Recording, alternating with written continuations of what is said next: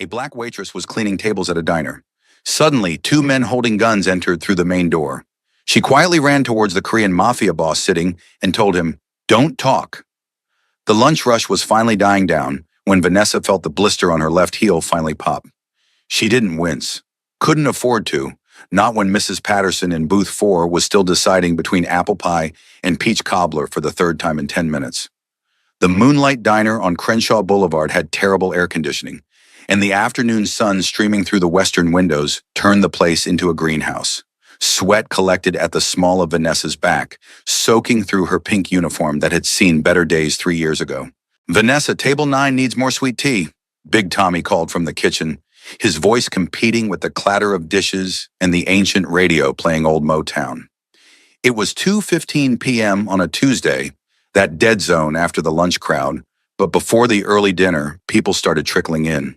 The diner was maybe half full, a mix of regulars who treated the place like a second living room, and random travelers who'd gotten off the 10 freeway looking for something that wasn't a chain restaurant. She grabbed the tea pitcher, feeling the condensation cool against her palm, and made her rounds. Vanessa Hayes had been doing this dance for 8 years now, since she was 18, and her grandmother's stroke had turned their world upside down. She'd been pre-med at UCLA, full scholarship, future so bright it hurt to look at. Then came the medical bills.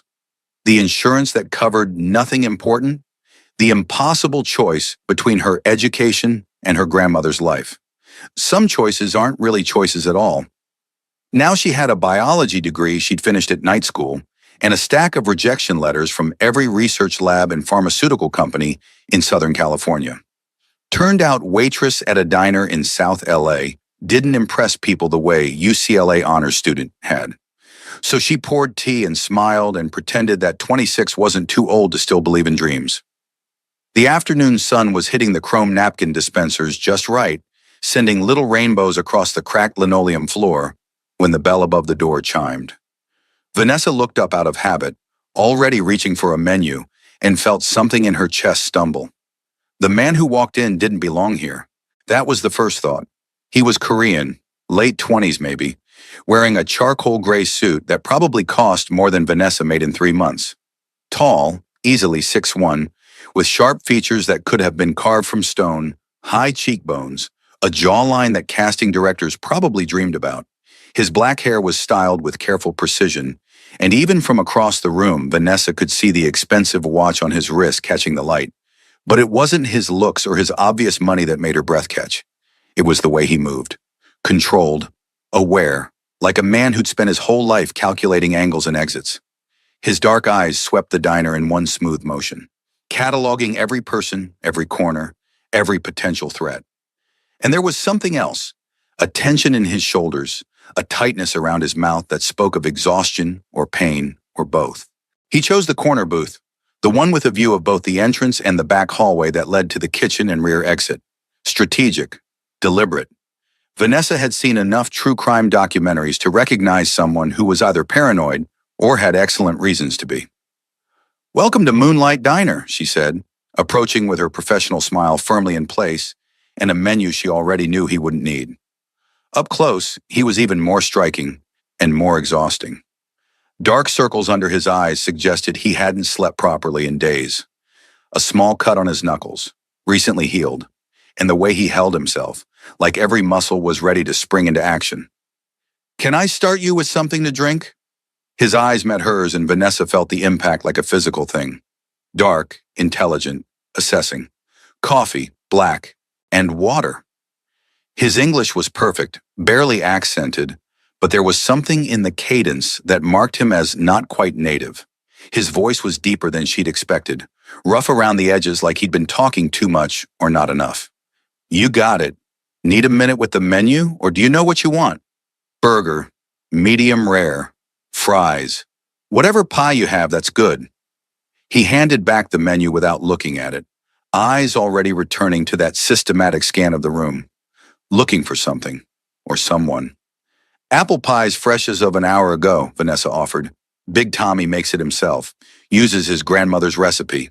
The smallest smile touched the corner of his mouth, gone so fast she almost missed it. "Apple pie, then." She should have walked away. should have put in his order and moved on to her other tables. Instead, Vanessa heard herself ask, "You okay? You look like you could use about 3 days of sleep." His eyes snapped back to her face, surprise flickering across those sharp features, like he wasn't used to people asking or caring. "Long week," he said finally. "Long month. Long year." "I hear that." Vanessa shifted her weight off her screaming left foot. "Well, the coffee here is terrible, but it's strong, and Big Tommy's burgers are the best thing about this place. You picked a good spot." "Did I?" Something in his expression shifted, became almost curious. "What makes you say that?" "Corner booth. Can see everyone who comes in. Close to the back exit. Either you're in witness protection or you've got enemies." She said it lightly like a joke, but watched his reaction carefully. For a moment, he just stared at her. Then that almost smile returned, slightly wider this time. "Smart woman. Are you always this observant, or am I special?" "Comes with the job. 8 years of waitressing. You learn to read people fast. Helps with tips and avoiding the handsy ones." Vanessa tapped her pen against her order pad. "So which is it? Witness protection or enemies?" "Neither, both. It's complicated." He leaned back against the vinyl seat, some of the tension easing from his shoulders. "I'm Gyun Min, and you're Vanessa. Says so on your name tag. Guilty, though most people just call me Ness. Easier for folks who can't pronounce 2 syllables, apparently." She rolled her eyes. "Gyun Min. Did I say that right?" "Close enough. Most Americans don't bother trying." There was approval in his voice now, warming it slightly. "You're the first person all week who's asked." "Yeah, well, my grandmother always said if you can't respect someone's name, you can't respect them. Basic courtesy." Vanessa glanced over her shoulder. Mrs. Patterson was finally waving for her check. "Let me put your order in. Coffee'll be right out." She walked away feeling his eyes on her back, that assessing gaze that made her hyper-aware of the way her uniform clung to her curves, the way her bun was coming loose, the cheap sneakers that were murder on her feet. When she put his order through the window to Big Tommy, he gave her a look. "That's the 3rd time you've looked back at corner booth," Tommy said, flipping a burger with practiced ease. "And I've known you 8 years. You never look back at customers." "He's different," Vanessa said, which was both true and completely inadequate. "Different how? Different like he's gonna tip good? Or different like I need to keep the baseball bat handy? Different like I have no idea what he is, and that's unusual." She poured coffee into a mug, added a small pitcher of cream even though he'd said black, grabbed a water glass. "But my gut says he's not dangerous. Not to us, anyway." "Your gut also said that crypto investment was a good idea," Tommy pointed out. "Lost $200 on that one." "Okay, fair. But this is different." She loaded everything onto a tray. "This is people, not money. I'm good with people." Back at the corner booth, Gyun Men was on his phone, speaking rapid Korean in a voice too low for her to catch more than the cadence. He looked up as she approached, said something quick into the phone, and hung up. "Coffee black, plus cream if you change your mind. Water. Burger will be up in about 10 minutes. She set everything down with practiced efficiency. "You need anything else?" "Sit with me." Vanessa blinked. "What?" "Sit. For a minute. You look exhausted and this place isn't exactly packed." He gestured to the empty seat across from him. "Unless that's against policy. It's not encouraged, but technically not against the rules." She glanced around. Her other tables were fine. Mrs. Patterson was still contemplating her check.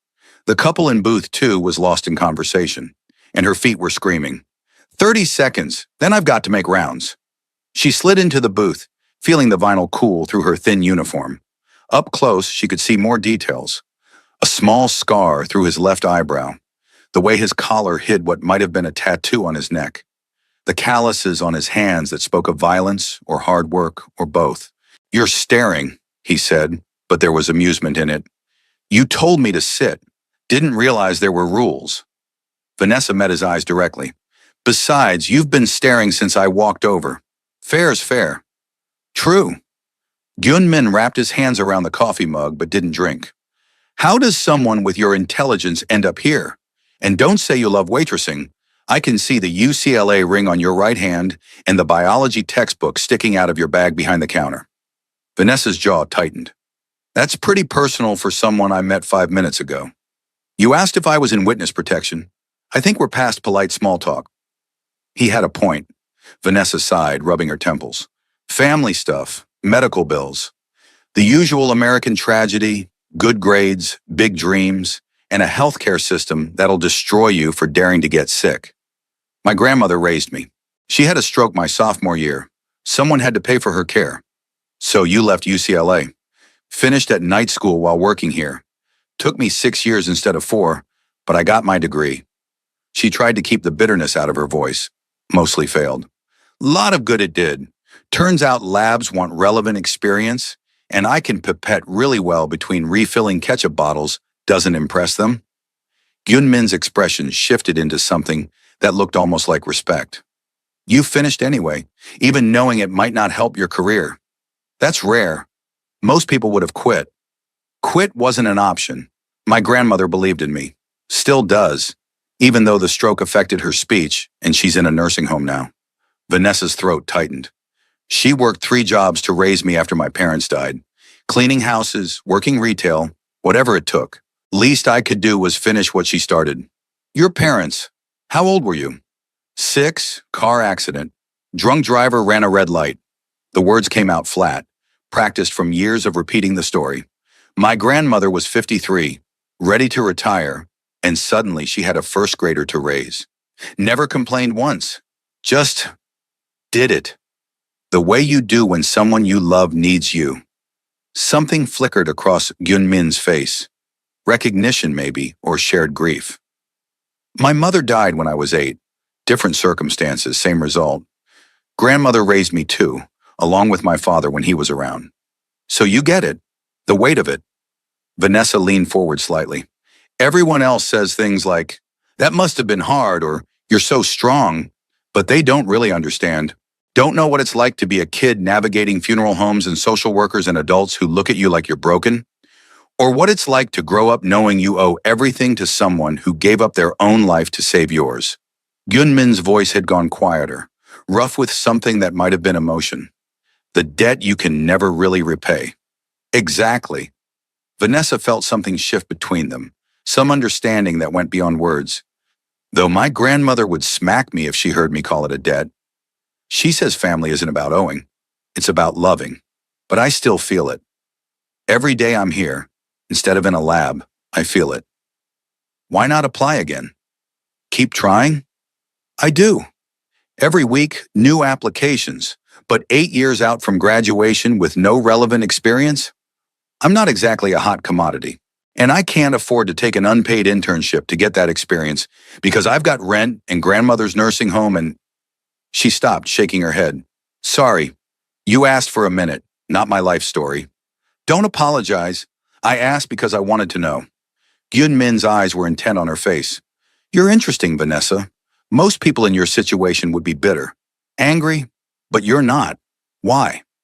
Oh, I'm plenty bitter. Just got good at hiding it behind coffee refills and customer service smiles. She gestured around the diner. But anger doesn't change anything. Doesn't pay bills or get my grandmother better care or magically transport me into the career I wanted. So I do what I can, where I am with what I have. And I keep applying, keep hoping. Because the alternative is giving up. And I didn't work that hard to quit now. That's... Gyunmin started, but his phone buzzed. He glanced at it, and his entire body went rigid. The exhaustion vanished, replaced by sharp alertness that made Vanessa's instincts scream warning. His eyes cut to the door, then back to her. Vanessa, listen carefully. In about 30 seconds, 2 men are going to walk through that door. When they do, I need you to not react. Don't look at me. Don't acknowledge anything is wrong. Can you do that? Her heart kicked into overdrive. What? Who? Can you do that? His voice was harder now, commanding. Yes or no? Yes, but... Good. After they come in, if you can create a distraction, any distraction, do it. Give me 30 seconds. That's all I need. He was already sliding his phone into his jacket, muscles coiling. And Vanessa, thank you for the conversation, for seeing me as a person instead of... He cut himself off. Just thank you. Before she could respond, the bell above the door chimed. 2 men walked in, and Vanessa's blood turned to ice. They were Korean, both in their 30s, dressed too formally for a neighborhood diner. One had a dragon tattoo visible on his neck. The other wore a suit jacket despite the heat, and even from across the room, Vanessa could see the bulge under his left arm that meant gun. She'd grown up in South LA. She knew what concealed carry looked like. Their eyes swept the diner with predatory focus, landing on Gyunmin's corner booth for a fraction of a second too long. Recognition. Target acquired. She felt Gyunmin's hand under the table, a brief touch against her knee. Warning or goodbye or both. Then he was still, face a mask of calm as he raised his coffee mug to his lips like he hadn't noticed death walking through the door. Vanessa's mind raced. These men were here to hurt him, maybe kill him. The gun wasn't for show, and judging by the way Gyunmin had reacted to that text, he'd known they were coming. Known and stayed anyway. Maybe trapped. Maybe calculating odds that hadn't worked in his favor. The two men split up. Dragon tattoo headed for the counter, trying to look casual. Suit jacket angled toward the corner booth, hand drifting toward that telltale bulge. They were boxing him in, cutting off exits. This was going to happen fast and bloody, and everyone in this diner was about to be collateral damage or witnesses that needed eliminating. 30 seconds. He'd asked for 30 seconds. Vanessa stood up, forcing her legs to steady, and walked directly toward the man in the suit jacket. Aimed herself like a missile. Right as he reached for his gun, she collided with him full force, sending them both staggering. The coffee pot in her hand, when had she grabbed that? Flew up, splashing lukewarm coffee all over his expensive suit. "Oh my God, I'm so sorry." She grabbed napkins, dabbing at his chest while blocking his jaw with her body. "I'm such a klutz. Here, let me—" She was babbling, loud enough to draw every eye in the diner. Behind her, she heard the soft sound of the kitchen door swinging shut. Gyunmin, heading for the back exit. Running. Living. The man in the suit jacket shoved her back hard enough that she stumbled. His face was a mask of fury, but he couldn't pull his gun now, not with Big Tommy coming around the counter and Mrs. Patterson asking if everything was all right and too many witnesses watching. Dragon Tattoo was already moving toward the kitchen, but Vanessa knew that hallway, knew the back door opened onto an alley that connected to 3 different streets. If Gyunmin had 30 seconds, he was gone. "What's your problem, lady?" Suit jacket snarled, accent thick with anger. "You blind?" "I'm so sorry, sir. Let me comp your meal, please, anything." Vanessa kept up the helpless waitress act, knowing it was probably saving her life. These men might kill a threat, but they wouldn't waste time on a clumsy woman in a cheap uniform. Not worth the attention. Dragon Tattoo returned from the kitchen, shaking his head slightly. Gone. Gyunmin was gone. Suit jacket swore in Korean, something vicious that Vanessa didn't need translation for, and stalked toward the door. Dragon Tattoo followed, both of them moving with barely controlled violence. As they reached the entrance, Suit jacket turned back. His eyes found Vanessa, held her gaze for a long, terrifying moment. She saw the calculation there. The question, accident or interference? Did this waitress just happen to be clumsy, or did she just help their target escape? Vanessa met his eyes steadily, channeling every ounce of confused innocence she could muster. Just a clumsy waitress, nothing more. After what felt like an eternity, he turned and left, the bell chiming cheerfully over their exit. The sound felt obscene after that much tension. "You okay, Ness?" Big Tommy was beside her, concerned and suspicious in equal measure. "That was weird. Those guys were weird. And that corner booth fellow, where'd he go?" "Bathroom, I think." Vanessa's voice sounded strange to her own ears, too high. "And yeah, I'm fine. Just embarrassed. Can't believe I dumped coffee all over that guy." "That guy looked like he wanted to kill you." Tommy's hand was on her arm, steady and grounding. "And I don't mean metaphorically. I've seen that look before. You need to tell me what's going on." "I don't know what's going on." That was mostly true. The corner booth guy seemed nice. We talked. Then those other guys came in, and he got weird, and then I spilled coffee like an idiot. That's all I know. Tommy didn't believe her. She could see it in his eyes, but he let it go. "All right, but Ness, if you're in trouble, you tell me. I've got your back always." "I know. Thanks, Tommy." She squeezed his hand. "I'm going to check the back. Make sure everything's okay."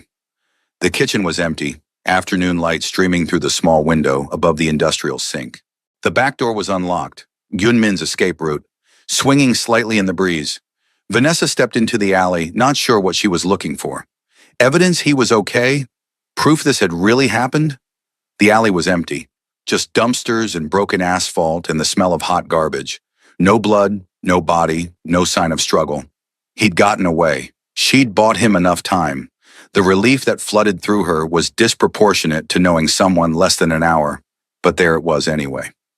"You're either very brave or very stupid," the voice came from above. Vanessa's head snapped up to find Yun Min on the fire escape, one floor up, perfectly still in the shadows. "I can't decide which." "Jesus Christ!" Her hand flew to her chest. "You trying to give me a heart attack?" "Trying to make sure you didn't follow me into danger." He descended the fire escape with quick, efficient movements, dropping the last 6 feet to land in a crouch that shouldn't have been possible in a suit that nice. Up close, she could see his pupils were dilated, adrenaline still flooding his system. "Those men, did they hurt you?" "I'm fine. Shoved a little, but fine." They left. Vanessa crossed her arms, suddenly aware they were alone in an alley, and she'd just helped a man escape from people with guns, and she had no idea who he really was. Are they coming back? Not today. They'll regroup, report failure to their boss, plan another attempt. He said it so casually, like assassination attempts were just another Tuesday inconvenience. "But not here. Not now. You're safe." "I'm safe. Great. Fantastic." Vanessa's voice climbed despite her best efforts. "What about you? Who were those men? Why did they have guns? Why did they want to hurt you?" "That's—" Yunmin stopped, seemed to reconsider. "That's complicated, and the less you know, the safer you are. But Vanessa, what you did, creating that distraction, you saved my life. I'm unarmed today. Stupid mistake on my part. If you hadn't bought me time to reach the exit, I'd be dead right now." The words landed with brutal clarity. Dead. She just saved someone's life. The reality of it hit her like a truck. "Oh God! Oh my God! Her hands were shaking. When had they started shaking? Gyunmin was suddenly there, hands on her shoulders, steady and grounding. "Breathe. You're okay. You did the right thing. Breathe with me." He demonstrated, slow and controlled, and Vanessa found herself mimicking him. In through the nose, out through the mouth. Again. Again. "Sorry," she managed after a minute. "I don't usually... I've never saved someone's life." "Yeah, it's intense the first time. You handled it perfectly." His hands were still on her shoulders, thumbs rubbing small circles through her thin uniform. "Most people would have frozen, or screamed, or gotten themselves killed by drawing too much attention. You did exactly what needed doing." "I didn't think. I just moved." Vanessa looked up at him. This stranger she'd shared coffee and life stories with. This man she'd just risked her life for without hesitation. "Why did I do that?" "I don't even know you." "You did it because you're a good person who saw someone in danger and reacted. Same reason you gave up UCLA for your grandmother. Same reason you keep applying to jobs you'll probably never get. You don't know how to quit on people." His dark eyes were intense on her face. "Thank you. I owe you a debt I can probably never repay." "You don't owe me anything. I just..." Vanessa stopped, not sure how to finish that sentence. Why had she done it? What instinct had made her throw herself between a man she'd just met and people who wanted him dead? "I have to go. My people are waiting 3 blocks over. Couldn't lead those men to them." Gyunmin pulled out his wallet, extracted several bills. "For the meal I didn't eat, and the coffee you spilled, and..." He paused, seemed to make a decision. "This is my card. Private number.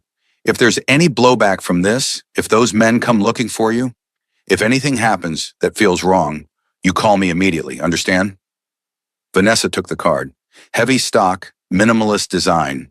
Just a name, Gyun Min, and a phone number. No company, no title, nothing that explained who he was or what he did. "Will they come back? Looking for me?" "Probably not.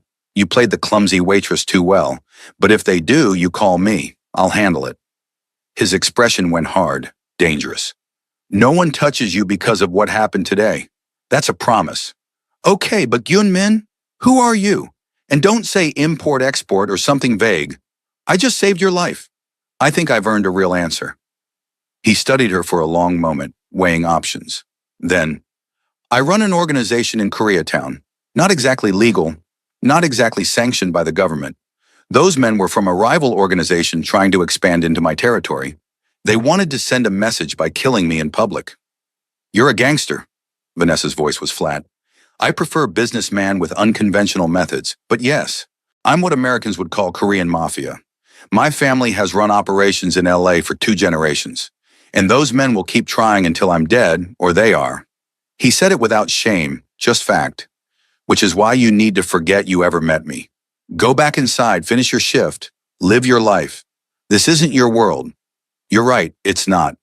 Vanessa tucked the card into her apron pocket anyway. But if you're in trouble, if you need help again, I won't ask. You've done enough. Yun Min stepped back, already calculating his exit route. But Vanessa, thank you for seeing me as human first, criminal second, for talking to me like I was just a guy, not a position, he smiled, small and genuine, for the 30 seconds. It was the best conversation I've had in months.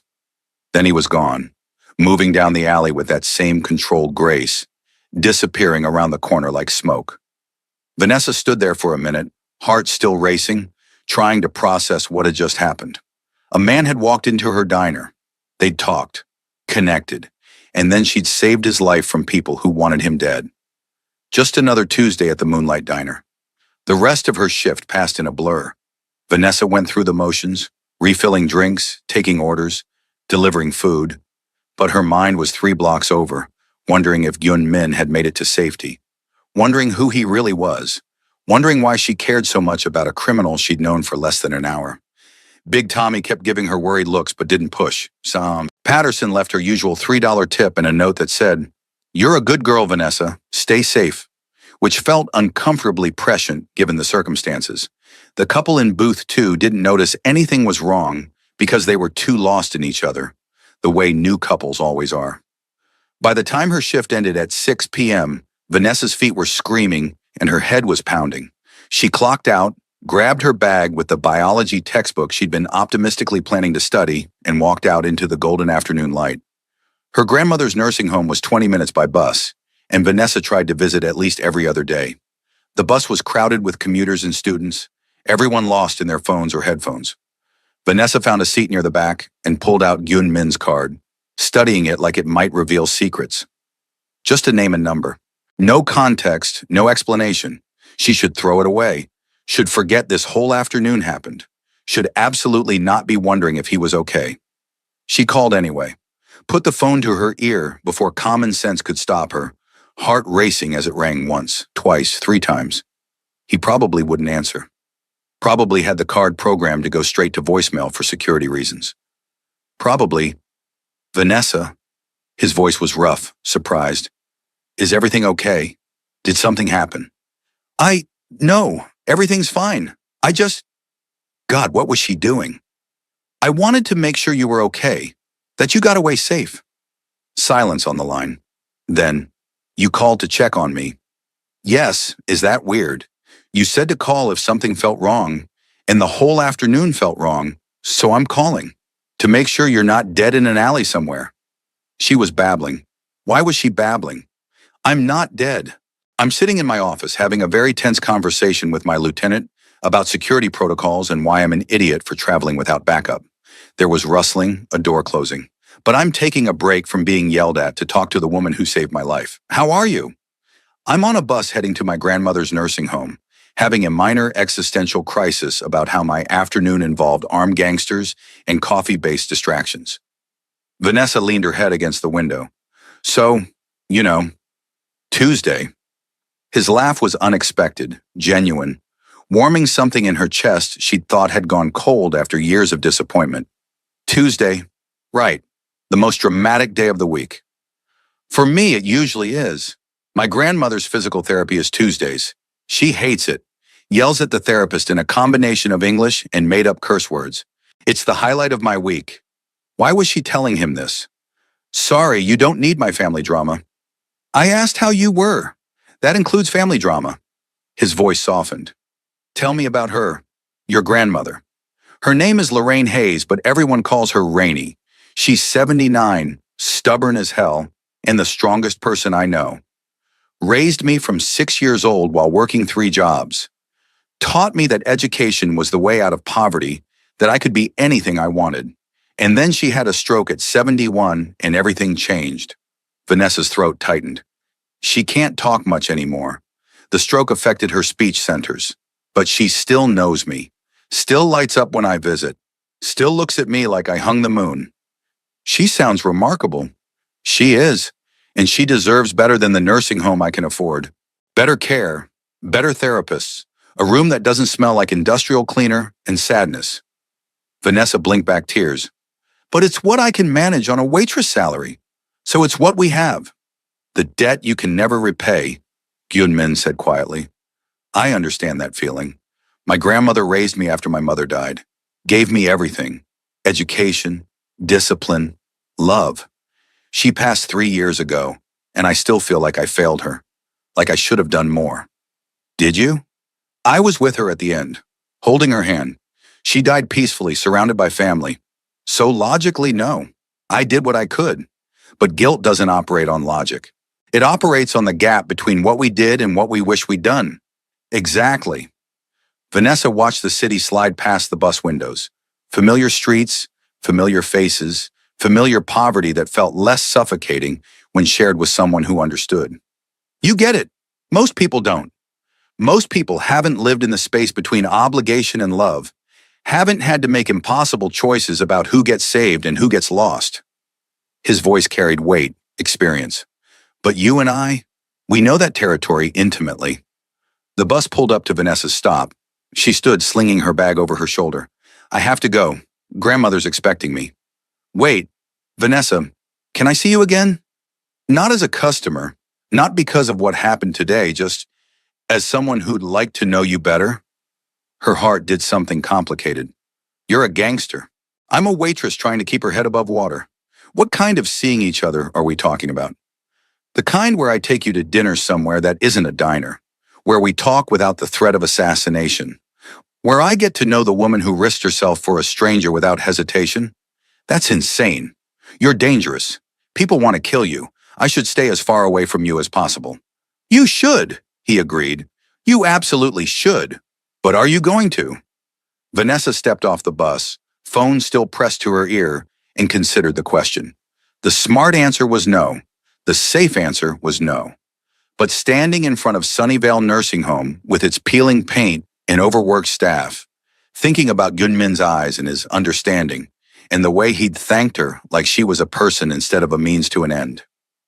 Friday night, 7 p.m. Pick me up at the diner after my shift. The words escaped before wisdom could stop them. And Gunmin, don't make me regret this. I'll do my best. She could hear the smile in his voice. Thank you, Vanessa, for everything. He hung up and Vanessa was left staring at her phone, wondering what she'd just agreed to. Dating a gangster. Her grandmother would have opinions. Big Tommy would have opinions. Shanice, her best friend from high school, would have loud, emphatic opinions involving multiple curse words and a lecture about self-preservation. But standing there in the fading afternoon light, Vanessa couldn't bring herself to regret the decision. For the first time in 8 years, something interesting was happening. Something that wasn't just survival and bills and the slow erosion of dreams. Something that made her feel alive, even if that something was incredibly stupid. Sunnyvale Nursing Home was exactly as depressing as always. Fluorescent lights, industrial linoleum, the smell of antiseptic failing to mask other, less pleasant odors. Vanessa signed in at the front desk, waved to Nurse Patricia, who was working a double shift, and headed down the hallway to room 237.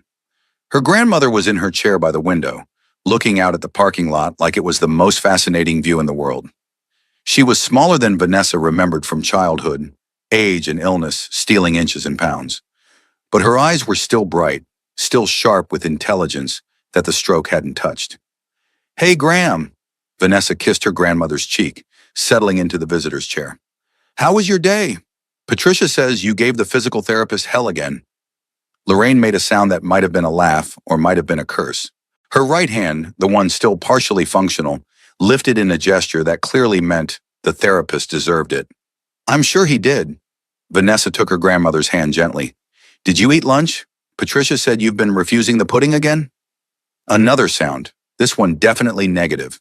Lorraine's eyes rolled expressively.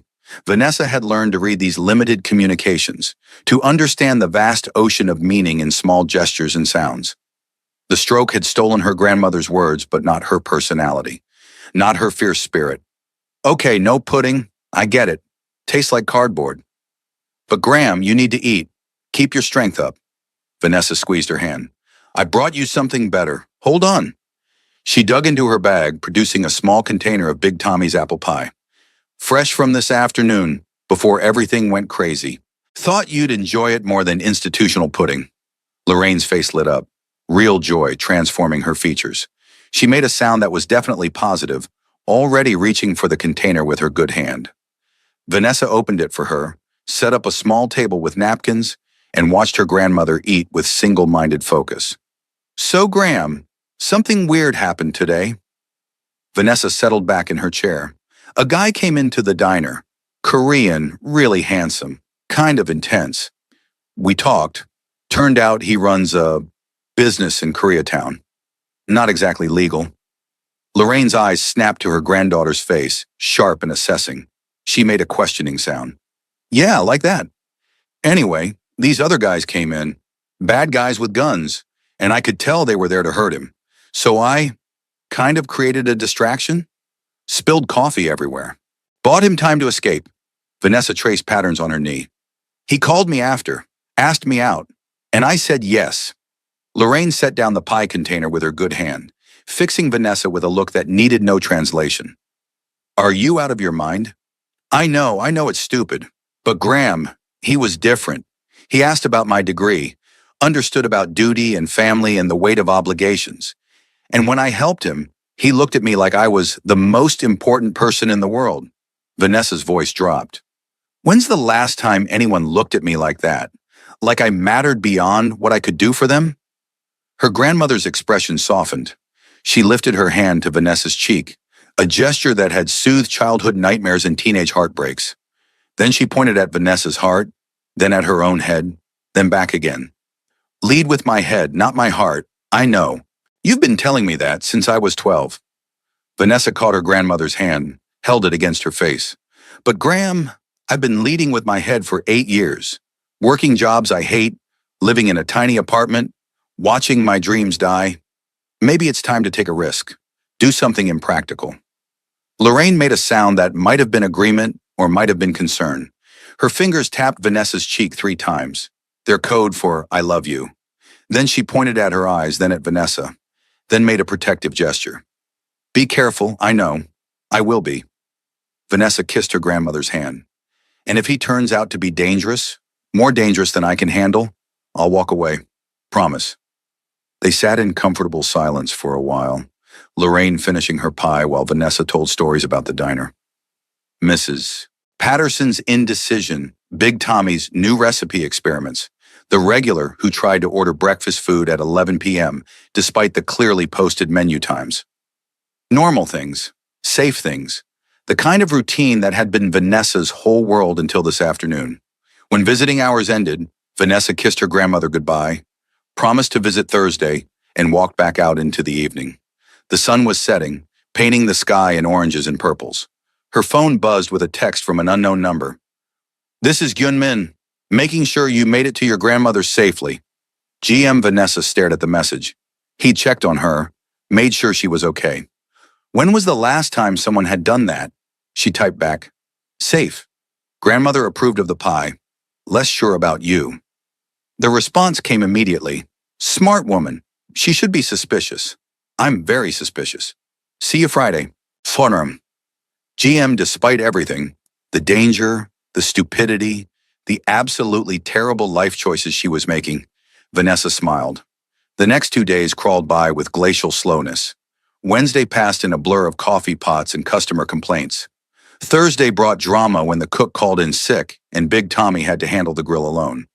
Vanessa picked up extra shifts, grateful for the distraction, trying not to think about Friday, about Gyun-min, about the fact that she'd agreed to date a gangster who people actively tried to murder. Friday afternoon, her shift started at 11 and was supposed to end at 7, But Marcus, the evening shift waitress, called in sick. Definitely hungover, not sick, which meant Vanessa was stuck until closing at 9. She texted Gyun Min, shift got extended. Can we push to 9:30? His response, I'll wait. Take your time. GM, the dinner rush was brutal. Every table filled, the kitchen backed up, orders getting mixed up, one customer sending back his steak 3 times because it wasn't exactly medium rare, despite looking identical each time. By the time 9 p.m. rolled around, Vanessa's feet were throbbing and her customer service smile had cracked around the edges. She clocked out, changed out of her stained uniform into the sundress she'd optimistically packed, reapplied lip gloss in the bathroom mirror, and tried to look like someone worth dating instead of an exhausted waitress who smelled like fryer grease.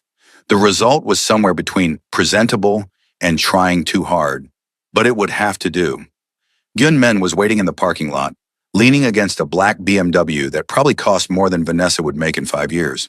He'd traded his suit for dark jeans and a black button-down, sleeves rolled to his elbows, looking like every bad decision Vanessa had ever wanted to make. You waited. She approached cautiously, suddenly hyper-aware of how different they were.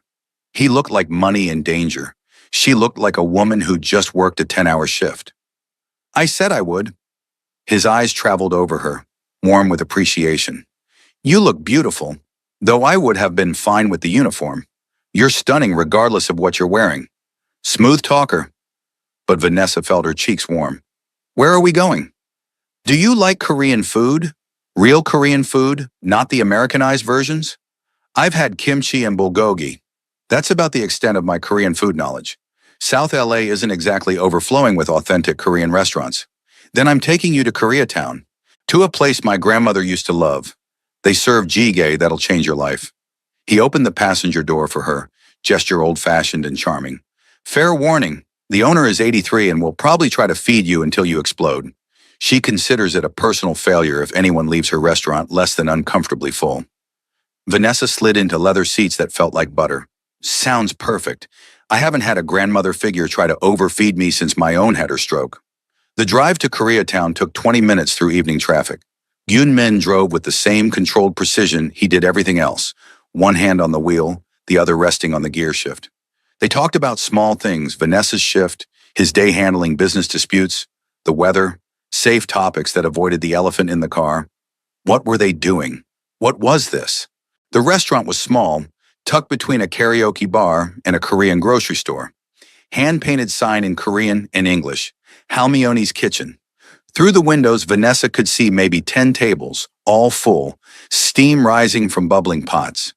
Inside smelled like heaven, garlic and gochugaru, and something rich and savory that made Vanessa's stomach growl. An elderly Korean woman materialized immediately, rapid-firing something in Korean while pulling Gyun Min into a hug that he returned with genuine warmth.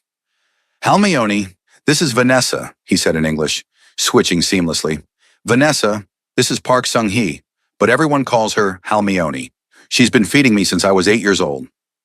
Park Sung-hee turned assessing eyes on Vanessa, looking her up and down with the critical gaze of someone who'd seen everything.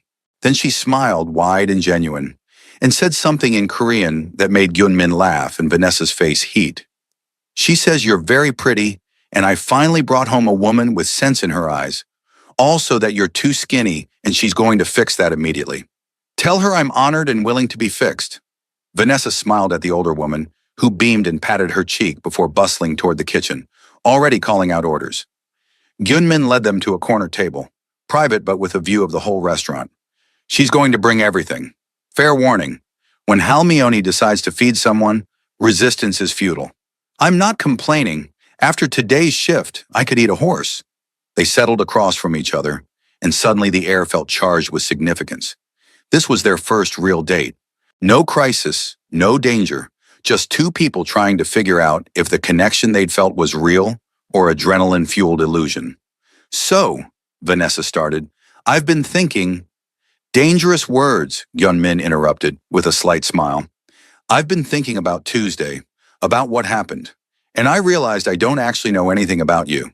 Beyond the fact that you run a criminal organization and people want you dead, which you know isn't exactly great dating profile material. Fair point. He leaned back, considering. What do you want to know? Everything. Start with the basics. How old are you? Where were you born? How did you end up running a gang in Los Angeles? I'm 28, born in Seoul, moved here when I was 5 after my mother died. My father was already established in LA. He'd come over in the 90s to work with the Jopak, Korean organized crime. By the time I arrived, he was running operations in Koreatown. Food started arriving, small plates of banchan, colorful and varied. Park Sung-hee explained each one in rapid Korean that Yunmin translated, kimchi, obviously. This is japchae, glass noodles with vegetables.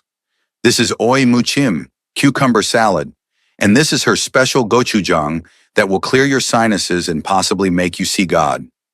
Vanessa tried each dish, eyes widening at the explosion of flavors. Oh my God, this is incredible. I've been eating sad takeout Korean food and thinking it was good. This is revelation-level cooking. Gyunmin's smile was pleased. Wait until the jargai arrives. That's when your life really changes. Okay, so 5 years old, moved to LA. Then what? Vanessa prompted around a mouthful of japchae. Then my grandmother raised me while my father worked. She taught me Korean, made sure I stayed connected to our culture, sent me to Korean school on weekends, made me learn taekwondo, insisted I be fluent in both languages. His expression softened with memory. She was strict but loving. Everything I am, I owe to her. But you still ended up in the family business. Did I have a choice? My father expected it. The organization expected it. And by the time I was old enough to have opinions, I was already too deep to walk away. He paused as Park Sung-hee arrived with the main course, a bubbling pot of kimchi jjigae, steam rising, the smell intoxicating. Try this, Gyunmin said, ladling soup into her bowl. And be honest. Halmione can tell if you're lying about liking her food. Vanessa took a cautious spoonful, and her entire understanding of Korean food reorganized itself around this moment. Rich, spicy, complex, with layers of flavor that built and evolved. I don't even have words. This is the best thing I've ever eaten. Across the room, Park Sung-hee beamed, clearly understanding the sentiment, if not the English.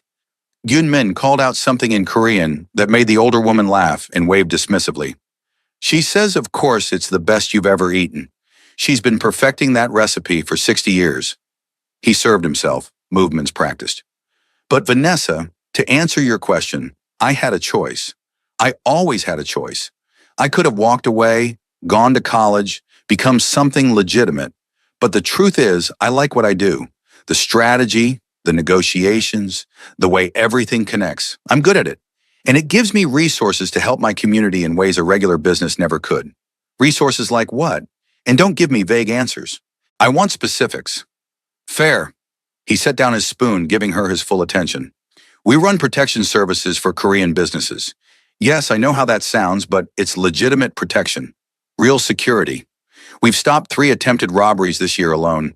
We also provide microloans to immigrant families trying to start businesses. Way better rates than banks that won't even look at them. Fund scholarships for Korean American students. Mediate disputes within the community that would otherwise turn violent or involve police that don't understand cultural context. So you're like Korean Robin Hood? Steal from the rich? Give to the poor? More like we exist in the gray space between law and necessity. We do things that need doing, but that legal systems can't or won't handle.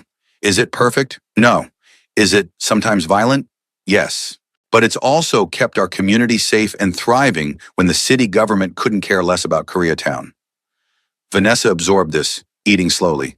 The men who came after you Tuesday, they're part of a rival organization? Chinese triad trying to expand into our territory. They see Koreatown as ripe for takeover. We disagree. It's been escalating for months. Threats, property damage, intimidation. Tuesday was the first time they've tried direct assassination. Will it be the last? No. His eyes were serious, unflinching. Which is why you need to understand what you're getting into. Dating me means accepting that danger is part of the package.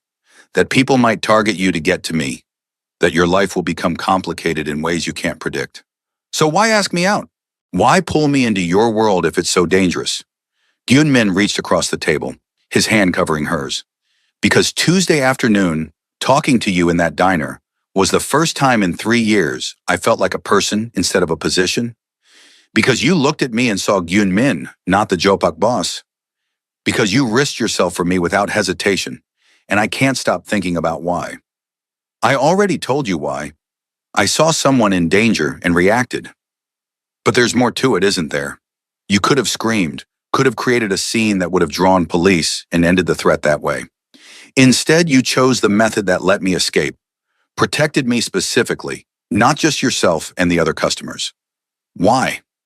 Vanessa pulled her hand back, suddenly uncomfortable with the intensity of his gaze. I don't know. Instinct? Stupidity? Maybe I just liked you and didn't want to watch you die. You liked me after 20 minutes of conversation. Yes, is that so hard to believe? You were interesting. You asked about my life like it mattered. You saw my UCLA ring and my biology textbook and understood the weight of deferred dreams. Most men in that diner look at me and see waitress, or pretty black girl, or nothing at all. You saw me. Her voice went quiet. That's rare enough to be worth saving. The air between them felt electric. Yunmin's expression had shifted into something intense, almost vulnerable.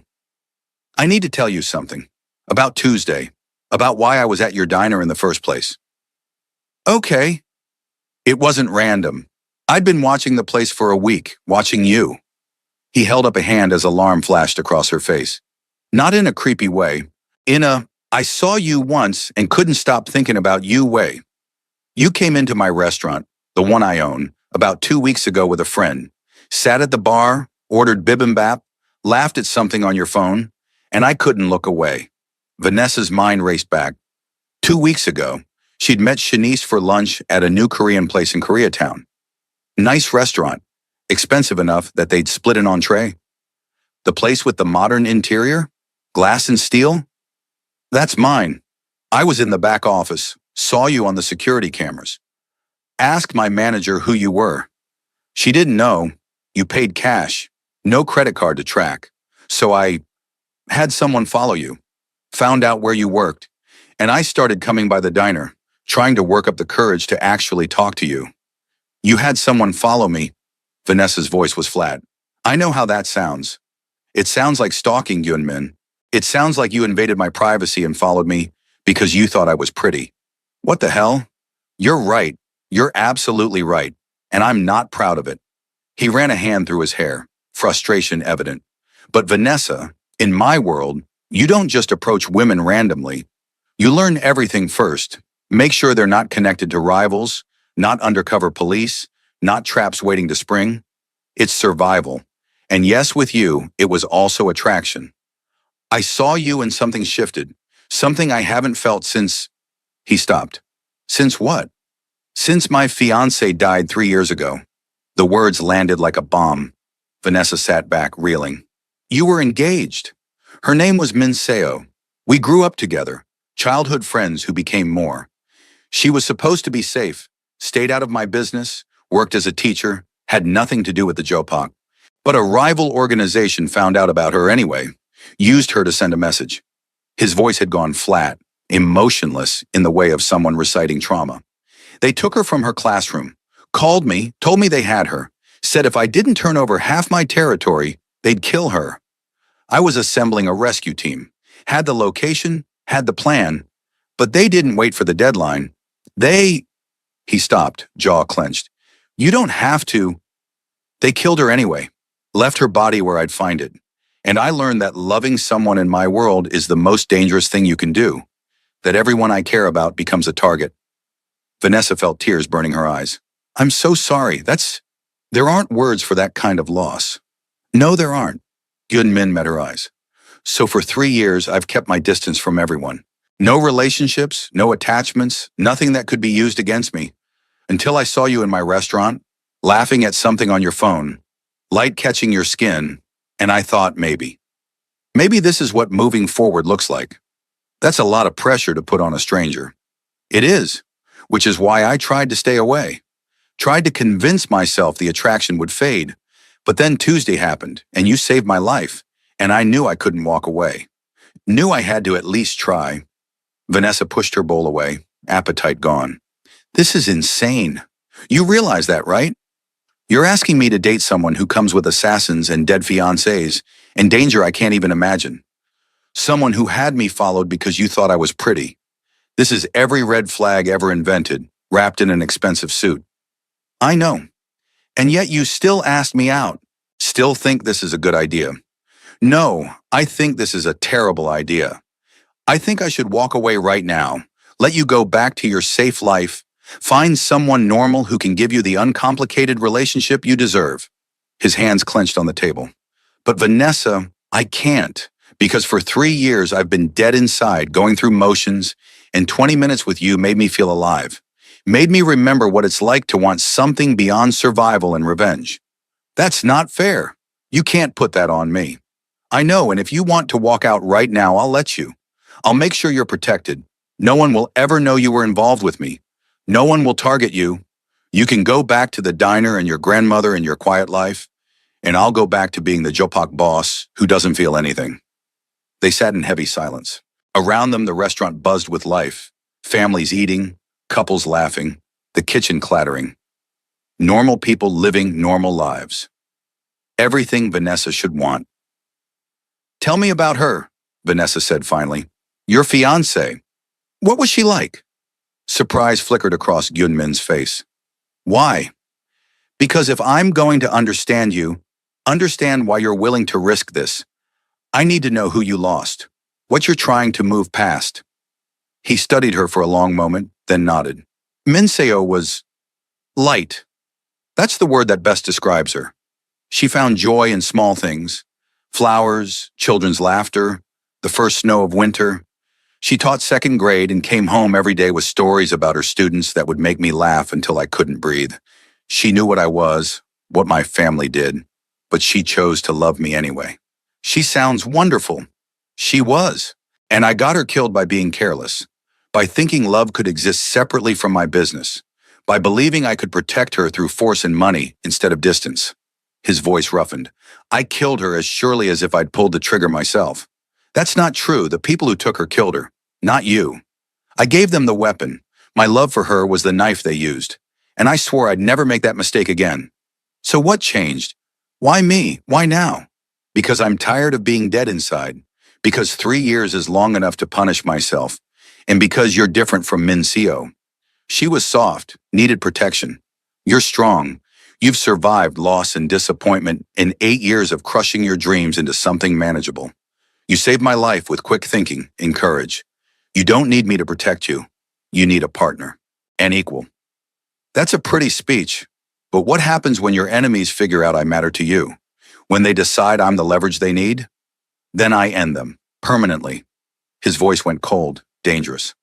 I've spent 3 years building power and resources. Any organization that comes after what's mine now doesn't get a second chance. They get annihilated. That's the difference between then and now. I'm stronger, smarter, more ruthless, and I won't lose someone I care about again. The intensity of his declaration should have terrified her. Instead, Vanessa felt something warm unfurl in her chest. This man, this dangerous, complicated man, was offering her honesty. Raw, uncomfortable truth instead of pretty lies. One condition, she said finally. If I do this, if we try this, you don't lie to me. Ever. I don't care how ugly the truth is, how much you think I can't handle it. No lies, no protection through ignorance. If I'm in danger, I need to know. If your business affects me, I need to know. Complete honesty. Can you do that? Yes, but Vanessa, there are things about my work, violent things, illegal things, that might change how you see me. Maybe, but I'd rather see the real you and decide if I can handle it than fall in love with a fiction. So yes or no? Can you give me complete honesty? Yes. He reached across the table again, and this time Vanessa let him take her hand. I promise, no lies, even when the truth is uncomfortable. Okay then. Vanessa squeezed his hand. Let's try this. Be insane together. See what happens. His smile was genuine, transforming his face from dangerous to devastating. You're either very brave or very stupid. Someone told me that earlier this week. Still haven't decided which. She picked up her spoon, appetite returning. Now finish telling me about your grandmother. You said she raised you, but what was she like, besides being strict and loving? And just like that, the tension broke. They spent the next 2 hours talking about his grandmother's cooking lessons and Vanessa's childhood, about their favorite books and terrible movies, about dreams deferred and hopes stubborn enough to survive disappointment. Park sung. He kept bringing food, beaming at them like she'd personally orchestrated this romance. By the time they left, Vanessa felt stuffed to the point of discomfort and happier than she'd been in years. Gyun-min walked her to his car, and the city felt different, more alive, full of possibility instead of just obstacles. "I should get you home," he said, but made no move toward the driver's side. "Unless you want to—" He stopped, reconsidering. "No, home. I'm taking you home. Being a gentleman." "You can finish that sentence. Unless I want to what?" "Come to my place, see where I live. Spend more time together away from restaurants and witnesses." His eyes were dark with want. "But that's a terrible idea for a first date. I should take you home, say goodnight properly, and not rush things." Vanessa considered.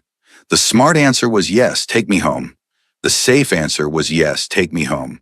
But standing in the parking lot with this man who'd been honest about his dangers and his desires, she found herself saying, "Show me your place. I want to see where you live." "Vanessa, you said complete honesty, so I'm being honest. I want to see your place. I want to spend more time with you. I'm a grown woman who can make her own decisions, and I'm deciding that I'm not ready for this night to end." He studied her face, looking for doubt or hesitation. Whatever he saw satisfied him because he nodded. "Okay, but ground rules. I take you home whenever you want. No pressure, no expectations. Just time together. Agreed?" "Agreed."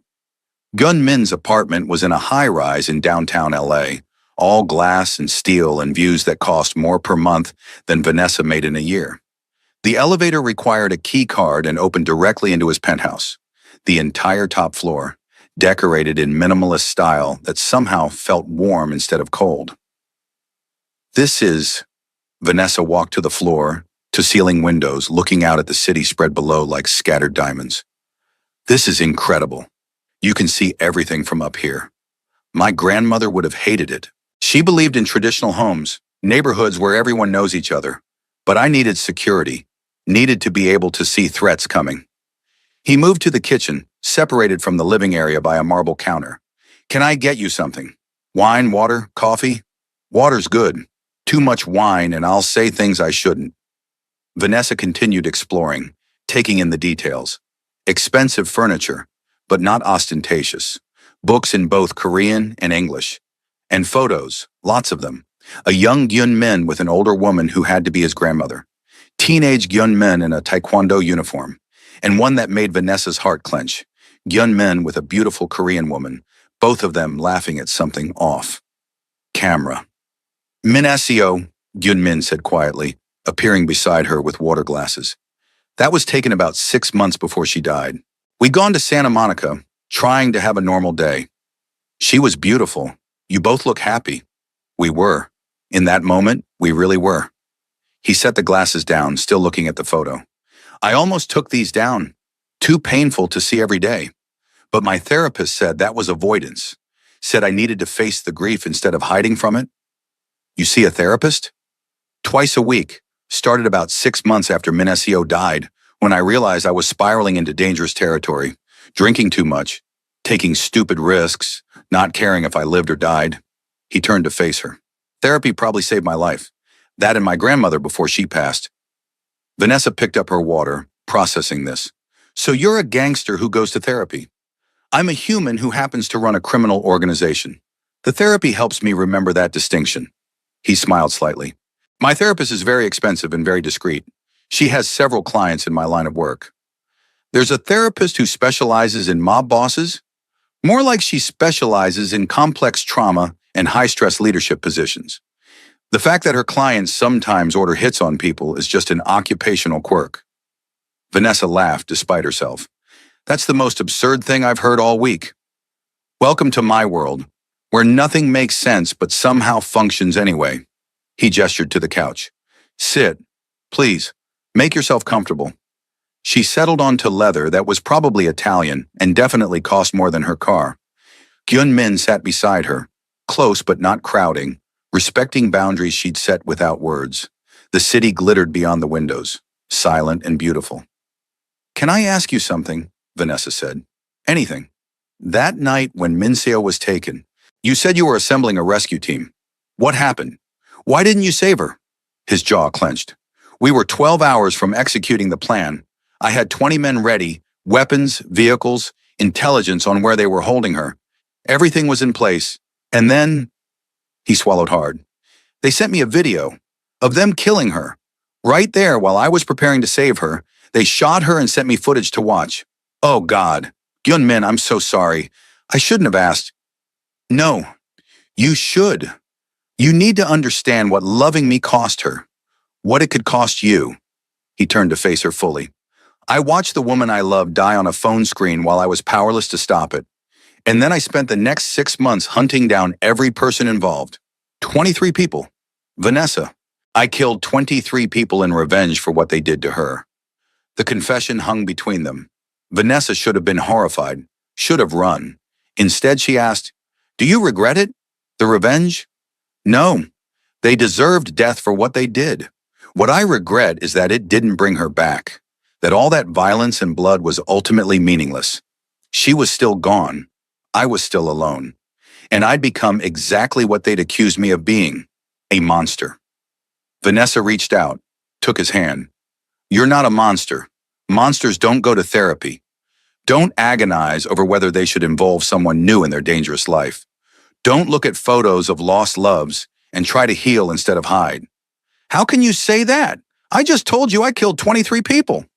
People who kidnapped and murdered someone you loved, who did it specifically to hurt you. I'm not saying it was right. I'm not equipped to judge that. But I understand the difference between killing for cruelty and killing for justice, even if the justice was vigilante and probably excessive. Yunmin's eyes searched her face. How are you this understanding? Most people would be running for the door right now. Most people didn't grow up in South LA, didn't watch their neighborhood get torn apart by gang violence while police did nothing, didn't see friends die because they wore the wrong color or walked down the wrong street. Vanessa's voice went quiet. I know what it's like when official justice fails, when the system doesn't care about people like us. I'm not going to judge you for taking matters into your own hands when the alternative was letting her killers walk free. Your parents, the drunk driver who killed them, what happened to him? Got 6 years, out in 4 for good behavior. I was 10 when he was released. My grandmother and I saw him at a grocery store. He was buying beer, laughing with the cashier, like he hadn't destroyed our family. Her hands clenched. I wanted him dead, wanted to hurt him the way he'd hurt us. But I was 10, powerless, so I just watched him live his life while mine was shattered. Do you know where he is now? Dead. Heart attack about 5 years ago. I felt nothing when I heard. No relief, no satisfaction, just nothing. He'd already taken everything that mattered. Gyunmin pulled her closer, and Vanessa went, resting her head against his shoulder. They sat like that for a while, two broken people finding comfort in shared understanding. The city lights blurred through the windows, and for the first time in years, Vanessa felt like she wasn't alone in her grief. I should go, she said eventually, though she made no move to stand. It's late. I have an early shift tomorrow. Stay. The word was soft, almost hesitant. Not for, I just mean stay. Sleep in my guest room. I'll drive you to work in the morning. Gunmen, I don't want you taking the bus this late. And selfishly, I don't want this night to end yet. His arms tightened around her. Please, stay. She should say no, should maintain boundaries. But wrapped in his arms, feeling safer than she had in years, Vanessa found herself nodding. Okay, but I need to borrow something to sleep in. This dress isn't exactly pajama material. He showed her to a guest room that was bigger than her entire apartment, brought her one of his t-shirts and a pair of shorts that would be comically large on her. Bathrooms through there, fresh towels in the cabinet. And Vanessa? Thank you for staying, for understanding, for not running when I gave you every reason to. After he left, Vanessa stood in the middle of the luxury guest room, holding an expensive t-shirt that smelled like his cologne, and wondered what the hell she was doing. This was insane, reckless, everything her grandmother had warned her against. But lying in the incredibly comfortable bed an hour later, she couldn't bring herself to regret it.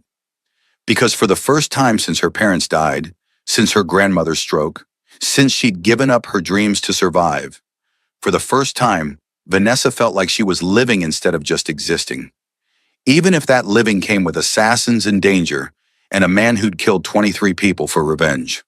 Morning arrived too soon. Vanessa woke to sunlight streaming through unfamiliar windows and the smell of coffee. For a disoriented moment, she had no idea where she was. Then memory returned. Gyun-min, dinner, confessions, staying the night. She found him in the kitchen, wearing sweatpants and a t-shirt, hair slightly mussed, making breakfast. Domestic and dangerous in equal measure. "Good morning," he said, looking up with a smile. "I made coffee and pancakes, though I warn you they're probably terrible. Cooking isn't my strongest skill." "You made breakfast?" Vanessa approached cautiously, still wearing his borrowed clothes. "I'm trying to be a good host." Emphasis on trying. He slid a plate across the counter, pancakes that were definitely lopsided and possibly burned on one side. "See? Terrible. But there's syrup. Syrup makes everything better." Vanessa took a bite and immediately understood why he didn't cook. The pancakes were simultaneously undercooked in the middle and crispy on the edges. But she ate them anyway because the gesture mattered more than the execution. "These are adventurous." That's a polite way of saying terrible. He poured coffee. That at least was perfect. "I'll stick to ordering takeout in the future." They ate in comfortable silence, morning news playing quietly on the TV. It felt domestic, normal, like they'd been doing this for years instead of one night. Vanessa found herself imagining more mornings like this. Breakfast and coffee and comfortable silence with someone who understood her. "I need to get to work," she said reluctantly. "Shift starts at 9. "I'll drive you. Give me 10 minutes to shower and change." 20 minutes later, they were back in his BMW, heading toward the diner. Vanessa watched the city wake up. People rushing to work, vendors opening shops, life happening in all its chaotic beauty. "Tonight," Gyun-min said as they approached the diner, "have dinner with me again, somewhere else. I want to keep doing this. Keep getting to know you. I work until 7. Then I'll pick you up at 7. He pulled into the parking lot, put the car in park. "Vanessa, I know this is fast. I know it's complicated, but I want to see where this goes." "So do I." She leaned over, kissed his cheek, a brief press of lips that still sent warmth flooding through her. "Pick me up at 7. And Gyun-min, thank you. For last night. For breakfast. For being honest, even when it was hard." His hand caught hers before she could pull away.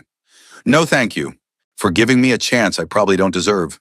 Vanessa got out of the car, hyper-aware that Big Tommy and half the morning staff were probably watching through the diner windows. She turned back for one last look. Gyun-min watching her with an expression that made her heart race, then walked inside to face the inevitable interrogation. "Well, well, well," Big Tommy said the moment the door closed behind her. "Fancy car. Same guy from Tuesday? The one who disappeared during the weird coffee incident?" "Yes, we went to dinner last night. It was nice."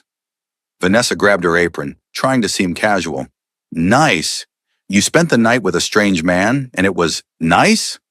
Tommy's expression was equal parts concerned and curious. "Ness, you've worked here 8 years. I've never seen you leave with a customer. Never seen you show up in yesterday's clothes looking like you actually slept well for once. So either this guy is really special, or you've lost your mind." "Maybe both." Vanessa tied her apron, avoiding his eyes. "Tommy, I know it's fast. I know it's complicated, but he's different. He sees me, really sees me. And I haven't felt this way since..." She stopped. "Since before everything went wrong." Tommy sighed. "Just be careful, okay? I've seen a lot in this diner, and that man, he's got danger written all over him, and you've been through enough without adding more trouble. I'll be careful, promise." The morning shift passed in a blur. Vanessa served coffee and eggs and tried not to think about Gyun-min. Failed spectacularly. Her phone buzzed periodically with texts. "Good morning," again. "Thinking about you. Those pancakes were definitely terrible. Sorry." Each message made her smile like a teenager instead of a 26-year-old woman who should know better. Around noon, 2 men walked into the diner. Vanessa's blood turned to ice. Korean, both in their 40s, wearing suits too nice for the neighborhood. They sat in the corner booth, the same booth Gyun-min had chosen, and their eyes tracked her with predatory focus. She approached with her order pad, every instinct screaming danger. "Welcome to Moonlight Diner. Can I get you something to drink?" The older of the two smiled, cold and calculated. "Coffee, black, and information. His English was heavily accented but clear. You know Kang Yun-min. We saw you with him last night. Vanessa's heart hammered against her ribs. I don't know what you're talking about. Sir, if you want coffee, I can bring that. Otherwise, don't lie. The younger man's hand moved to his jacket, and Vanessa caught the glint of metal. Gun. They'd brought a gun into her diner. We have photos. You leaving his restaurant, getting in his car, spending the night at his apartment. You matter to him, which makes you valuable to us. Before Vanessa could respond, her phone buzzed. Text from Gyun-min. 2 men. Corner booth. Get to the back, now. My people are 30 seconds away. How the hell did he know? Then she saw it. The small camera mounted in the corner of the diner. When had that been installed? How long had Gyun-min been watching? Excuse me, she said, voice steady despite her terror. I need to put your order in. She turned toward the kitchen, walking with deliberate calm. Behind her, she heard the older man say something sharp in Korean. Heard chairs scraping. They were following her. Vanessa hit the kitchen at a run. Big Tommy looked up from the grill, eyes widening. Ness, what? Back door, now. Those men are dangerous. She grabbed his arm, pulling him toward the exit. Behind them, the kitchen door swung open. The 2 men entered, and this time the guns were visible. You're coming with us, the older man said. Kang needs to learn that his people aren't untouchable. The back door exploded inward. 3 men in black suits moved with military precision, 2 securing the Korean men before they could even raise their weapons, the 3rd moving to shield Vanessa and Tommy. It was over in seconds. Professional, efficient, terrifying. One of Gyun-min's men approached her, young, Korean, with a Bluetooth earpiece. Miss Hayes, I'm Jin. Boss sent us. You're safe now. These men won't bother you again. What are you going to do with them? Vanessa's voice shook. Nothing you need to worry about. But Miss Hayes, boss wants you to close the diner for today. Take time to process. He'll be here in 5 minutes. Big Tommy found his voice. What the hell is going on? Ness, who are these people? Why did those men have guns? It's complicated, Tommy. I'll explain, I promise. But right now we need to close. Send everyone home. Tommy stared at her, at the men in suits, at the subdued attackers, at the situation that had transformed his quiet diner into a crime scene. Then he nodded. Okay, I trust you. But Ness, you better explain everything. Gyun-min arrived exactly 5 minutes later, moving through the diner with barely controlled fury. He checked Vanessa first, hands on her shoulders, eyes scanning for injury. Are you hurt? Did they touch you? I'm fine, scared but fine. Gyun-min, how did you know? The cameras. I had them installed Wednesday. After what happened Tuesday, I needed to make sure you were protected. I've had people watching the diner 24/7. His jaw clenched. I should have had someone inside. Should have anticipated they'd try this. You've been watching me for 3 days? Yes, and I won't apologize for it because that surveillance just saved your life. He turned to Jin. Take them to the warehouse. I want answers about who sent them. And make sure they understand what happens to people who threaten what's mine. Jin nodded, and Gyun-min's men efficiently removed the would-be kidnappers through the back exit, like they'd never been there, except for the overturned chairs and Vanessa's racing heart. Big Tommy approached cautiously. Okay, someone needs to explain what's happening, right now. Gyun-min looked at Vanessa, a question in his eyes. She nodded. Tommy, this is Gyun-min. He runs operations in Koreatown. Those men were from a rival organization trying to use me to get to him. And before you ask, yes, I know what I'm getting into. Yes, it's dangerous. And yes, I'm still choosing this. Tommy processed this, eyes moving between them. Operations. That's a nice way of saying gang activity. Yes, Gyun-min said simply. I won't insult your intelligence by lying. I'm Jopak, Korean organized crime. Vanessa became involved when she helped me escape an assassination attempt Tuesday. And now my enemies think she's leverage, which means she needs protection until I eliminate the threat. Eliminate the threat? You mean kill people? If necessary, but my preference is to force a truce, convince them that targeting Vanessa will cost more than any potential gain. His expression went cold. Either way, she's protected. That's non-negotiable. Tommy looked at Vanessa. Is this really what you want? This life? This danger? I don't know yet, but Tommy, for 8 years I've been safe, safe and miserable and slowly dying inside. Maybe it's time to take a risk. She squared her shoulders. And I'm not running just because someone threatened me. That's not who I am. Your grandmother would have opinions. My grandmother has opinions about everything. I'll deal with that when I visit her tomorrow. Gyunmin's phone rang. He answered, spoke rapid Korean, his expression darkening with every word. When he hung up, his eyes found Vanessa. The men who attacked you? They're Chinese triad, the same organization that's been trying to move into my territory. This was a coordinated escalation. Meaning what? Meaning war is officially declared. They've gone from property damage and threats to kidnapping attempts, which means I need to respond decisively. He ran a hand through his hair. Vanessa, I need to handle this. Today, which means you can't be at the diner or your apartment. Both are compromised. So where do I go? My place. It's the most secure location I have. Jin will drive you, stay with you until I get back. And before you argue, this isn't negotiable. Your safety is my priority. How long? 24 hours, maybe 48. However long it takes to send a clear message. His hands cupped her face gently. I'm sorry. This isn't the relationship I wanted to give you. But Vanessa, I promise, after this is handled, things will be calmer, safer. Don't make promises you can't keep. She covered his hands with hers. Just come back alive. That's all I'm asking. He kissed her then, brief but intense, pouring everything unsaid into that contact. Then he was gone, moving with lethal purpose, transforming from the man who'd made terrible pancakes into the Jopak boss who commanded fear and respect. Jin approached. Miss Hayes, if you're ready, I'll take you to boss's apartment. Make sure you're comfortable.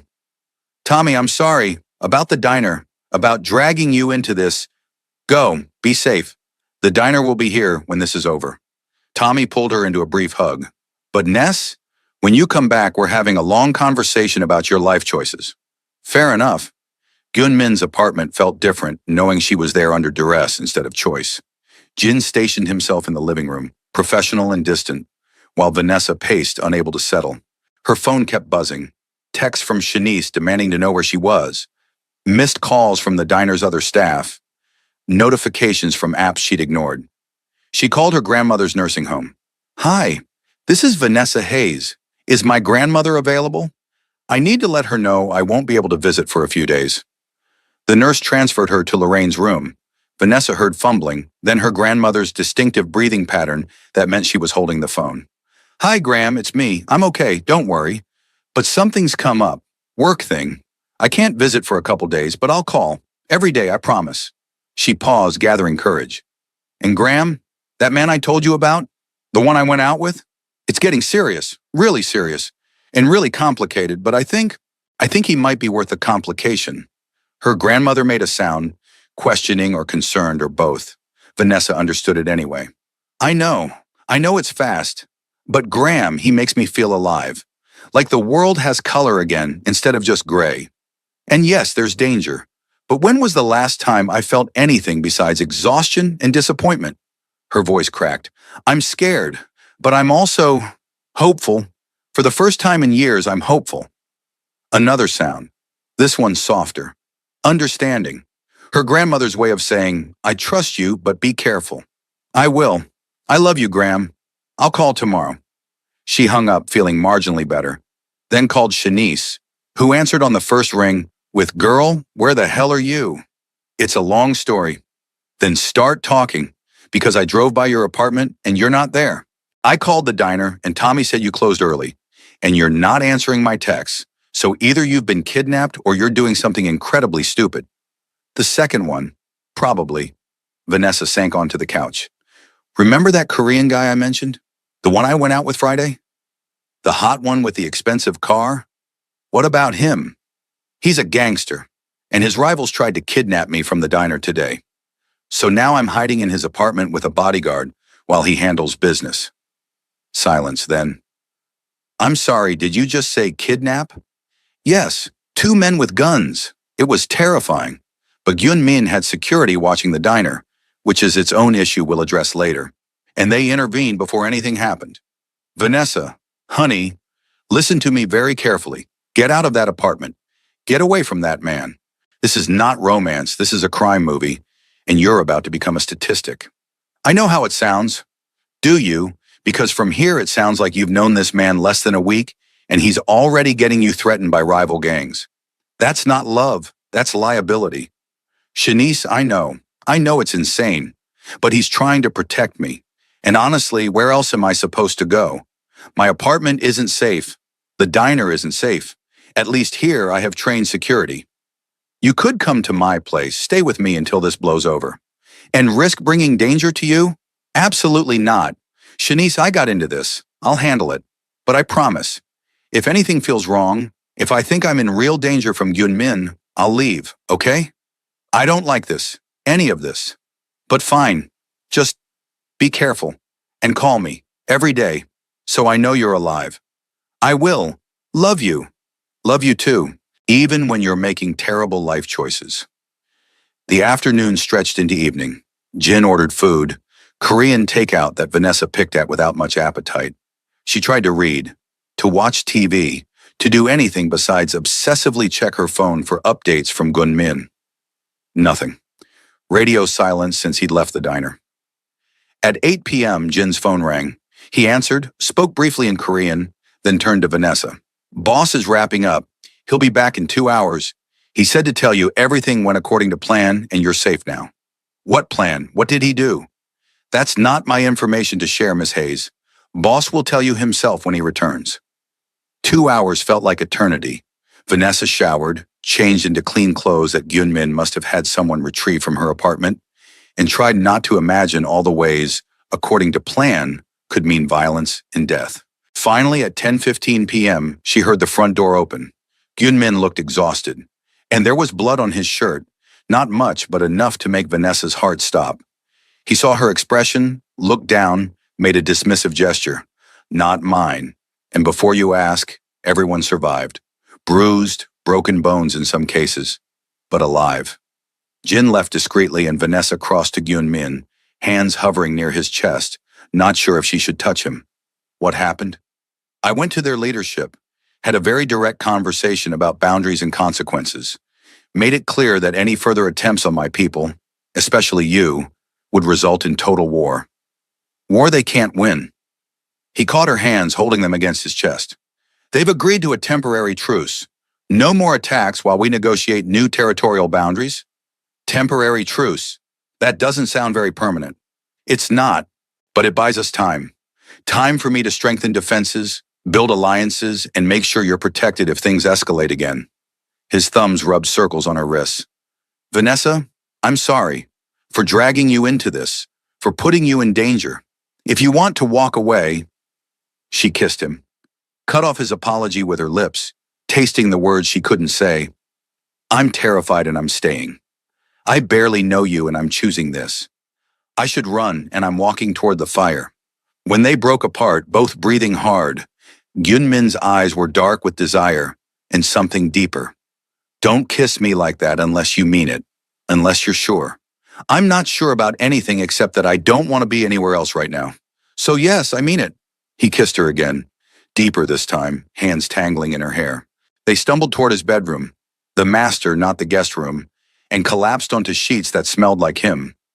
Vanessa pulled at his bloody shirt, kneading it off, needing to confirm he was whole and unhurt. Wait. Gyunmin caught her hands. Vanessa, if we do this, if we cross this line, there's no going back. You'll be mine in every way that matters.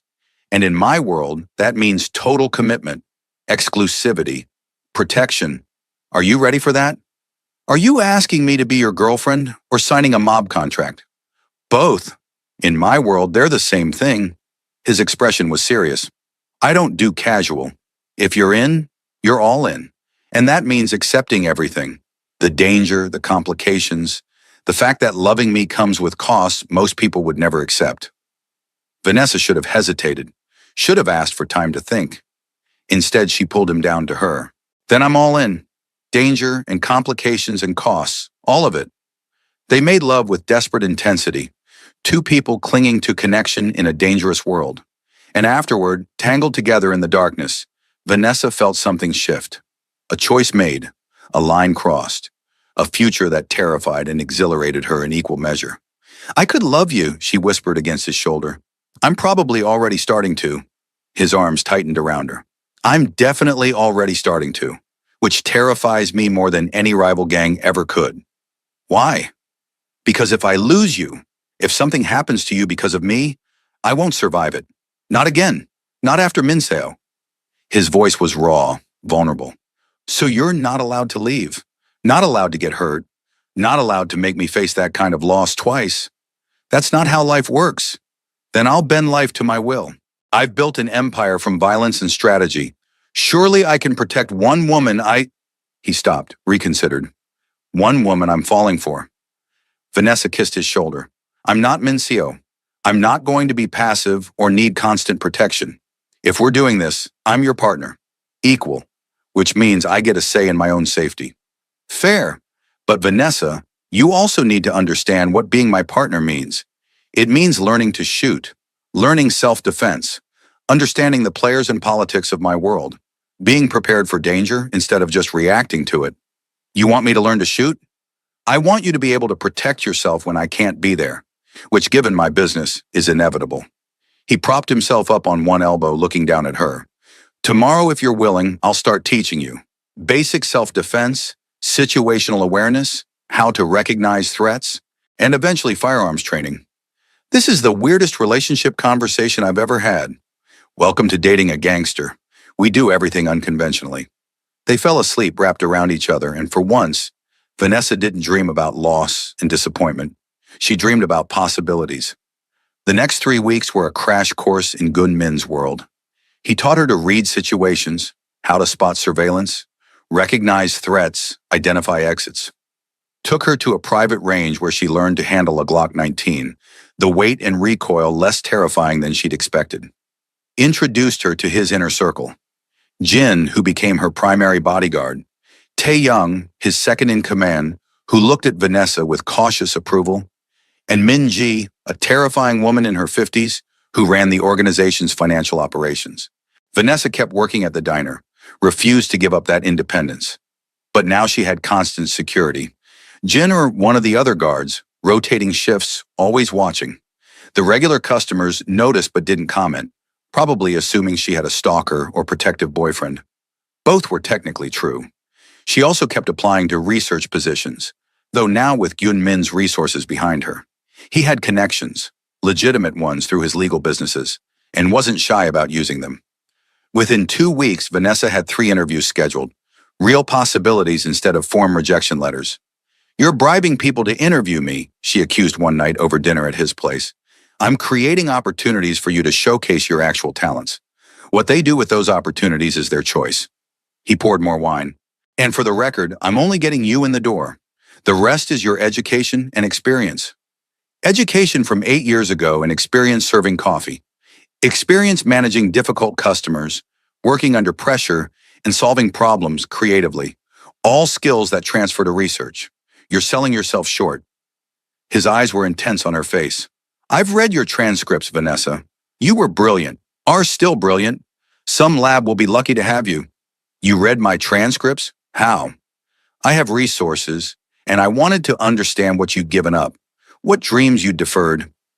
He reached across the table. And I want to help you reclaim them. Is that so wrong? It's unexpected. My ex couldn't even remember my major. You're over here pulling transcripts and arranging interviews. Your ex was an idiot who didn't deserve you. I plan to prove I'm different every single day. He did prove it, in countless small ways, making sure her grandmother's nursing home bill was mysteriously paid in full. It was anonymous charity. They don't know it was me. Upgrading her phone when hers died. You need reliable communication for safety. Having his chef prepare meals she could take to work. Jin has to eat anyway. Might as well pack extra. Shanice remained deeply skeptical. He's love-bombing you, she said during one of their increasingly rare lunches. Classic manipulation tactic. Shower you with gifts and attention so you're too grateful to see the red flags. Or he's just generous and cares about me, Vanessa countered. Ness, the man had your grandmother's medical bills paid. That's not generosity. That's buying your loyalty. Or it's removing stress so I can focus on other things. Shanice, I know you're worried. But I'm happy. For the first time in years, I'm actually happy. At what cost? You have a bodyguard everywhere you go. You're learning to shoot guns. You're dating a man who kills people for a living. That's not happiness. That's Stockholm Syndrome. He doesn't kill people for a living. He runs businesses, illegal businesses. Vanessa, listen to yourself. You're making excuses for a criminal. And you're judging without understanding. Gunmin's world isn't black and white. He protects his community, helps people who have nowhere else to turn. Yes, sometimes that involves violence, but it also involves keeping families safe, funding education, creating opportunities. You're in love with him. Shanice's voice was flat. Oh God, you're actually in love with him. Yes. The admission felt like jumping off a cliff. I know it's fast. I know it's complicated. But Shanice, he sees me. All of me. The broken parts and the strong parts and everything in between.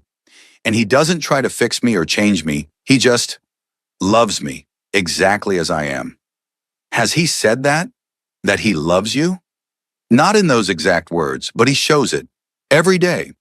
Showing isn't the same as saying. And Ness, what happens when the excitement wears off? When you realize you built your life around a man who could die any day? Or worse, get you killed? Vanessa had no answer for that, because Shanice was right.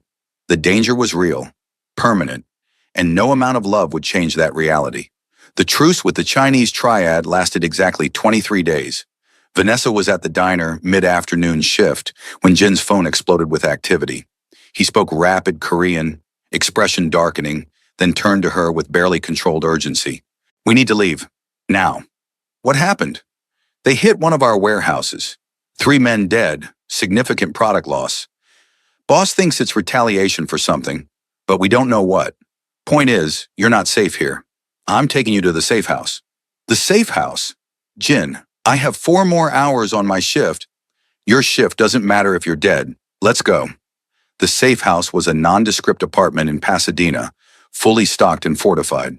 Jin stationed himself at the door while Vanessa paced, calling Gunmin over and over. No answer, just voicemail. Hours crawled by. Her phone stayed silent.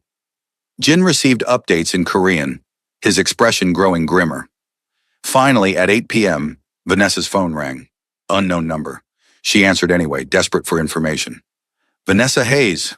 A woman's voice, Korean accent thick. I'm Dr. Lee, calling from Cedar Sinai Medical Center. Kang Yun-min was brought in 2 hours ago. You're listed as his emergency contact. He's asking for you. The world tilted. Is he... What happened? Is he alive? He's stable but injured. Gunshot wound to the abdomen, significant blood loss. He's out of surgery and recovering. But Miss Hayes, he's very insistent that you visit. Against medical advice, honestly. But he won't calm down until he sees you. Jin was already moving, grabbing keys, on his phone arranging security. 20 minutes later, they were at the hospital, moving through corridors with the kind of efficiency that suggested Gunmin owned part of this place too. His room was private, guarded by 2 of his men. Inside, Gunmin looked smaller than she'd ever seen him, pale against white sheets connected to machines that beeped rhythmically. But his eyes were open, and when they found her, relief flooded his features. You're okay. His voice was rough, weak. Thank God. I thought, when they hit the warehouse, I thought it was a diversion, that they'd go after you while we were distracted. I'm fine. Jin got me out. Vanessa approached the bed cautiously, afraid to touch him and cause pain. What happened? Who shot you? Triad. They ambushed us at the warehouse. I was stupid, didn't bring enough backup. Got caught in the crossfire. He tried to sit up, winced. But Vanessa, this changes things. They've escalated beyond what I can control with negotiations. This is war now. Real war. Then we end it. Whatever it takes, we end it so you're safe. We? No. You're going away. Somewhere safe. Out of the city. Maybe out of the country until this is over. Absolutely not. Vanessa, they shot me. Next time it could be you. I can't. I won't risk that. And I won't abandon you because things got dangerous. We're partners, remember? Equal, which means I stay. They stared at each other, wills clashing. Finally, Gyunmin sighed. You're the most stubborn woman I've ever met. You're the most overprotective man I've ever met. We're quite a pair. Vanessa, His hand found hers, weak but determined. I love you. I've been trying not to say it, trying to give us time, but I can't wait anymore. I love you, completely, terrifyingly, the kind of love that makes men do stupid things. And I need you to know that before, his voice cracked, before something happens that prevents me from saying it. Tears burned Vanessa's eyes. You don't get to say that in a hospital bed after being shot. That's not fair. Life isn't fair, but I mean it. Every word. I love you, Vanessa Hayes. And if you'll give me the chance, I'll spend the rest of my life proving it. I love you too. You absolute disaster of a man. I love you. He pulled her down, gentle despite his injuries, and kissed her. Then stay safe. For me. Let Jin protect you. Let me end this war knowing you're somewhere they can't reach you. I'll stay safe, but I'm not leaving the city. I'm not hiding while you fight. So figure out how to win quickly, because I'm not patient enough to wait months. Demanding and stubborn. How did I get so lucky? You got shot. I don't know if lucky is the word. I'm alive. You're here. That's lucky enough. Gyun-min spent 4 days in the hospital. Vanessa visited every day, spending hours in that sterile room, watching him heal. His organization brought updates, territory disputes, triad movements, casualties on both sides. The war was escalating, and Gyun-min was orchestrating from his hospital bed with Jin as his proxy. On the 5th day, against doctor's orders, he checked himself out. I can't run a war from here. I need to be with my people. You need to heal, Vanessa argued. You were shot 4 days ago. Your body needs rest. My body will rest when this is over. Right now, my people need leadership. Need to know I'm strong enough to finish this. He was already dressing, moving carefully but determinedly. Vanessa, I know you don't understand the politics. Then explain them. Stop protecting me from information and treat me like the partner you claim I am. He paused, considering, then nodded. You're right. Okay, here's the situation. The Triad thinks I'm weak because of the shooting. They're pushing harder, trying to take territory while I'm recovering. If I don't show strength now, if I don't prove I'm still capable of leadership, my own people might start questioning whether I can protect them. Weakness invites challenges from inside and outside. So you're going to get yourself killed trying to prove you're strong enough not to get killed. That's the dumbest logic I've ever heard. It's survival logic in my world, and it's non-negotiable. He cupped her face gently. But I promise, I'll be careful, I'll have security, and I'll come home to you every night. You better, because if you die on me after making me fall in love with you, I'll kill you myself. Fair enough. The next week was hell. Gyun-min left early, came home late. When he came home at all. Some nights he stayed at secure locations, coordinating operations Vanessa didn't fully understand. She continued working at the diner, continued the job interviews Gyun-min had arranged, continued pretending her life was normal while the man she loved waged war. And then, 10 days after the shooting, everything changed. Vanessa was at Gyun-min's apartment. She'd essentially moved in, though neither had officially acknowledged it, when Jin burst through the door, bleeding from a cut on his forehead. We need to leave. Now. They found this location. They're coming. Where's Gyun-min? Handling a situation across town. He sent me to get you to safety. Miss Hayes, please. We don't have time to argue. They made it to the elevator before it happened. Explosion. Massive, deafening even from inside the building. The penthouse windows blew inward. Glass and fire and chaos. Jin threw himself over Vanessa, shielding her as they collapsed to the floor. Stay down, he ordered, gun already drawn. They're coming up. Multiple hostiles. Vanessa's ears rang. Her hands shook. But muscle memory from Gyun-min's training kicked in. She stayed low, looked for cover, assessed exits. The fire escape, blocked by flames. The elevator, too exposed, which left the stairwell on the other side of the hallway. Gunfire erupted. Jin returned fire, moving with deadly precision. Go! Stairwell! I'll cover you! Vanessa ran. Made it to the stairwell door as men in tactical gear emerged from the elevator. Jin took down 2 before taking a bullet to the leg. He fell, and Vanessa's heart stopped. Training.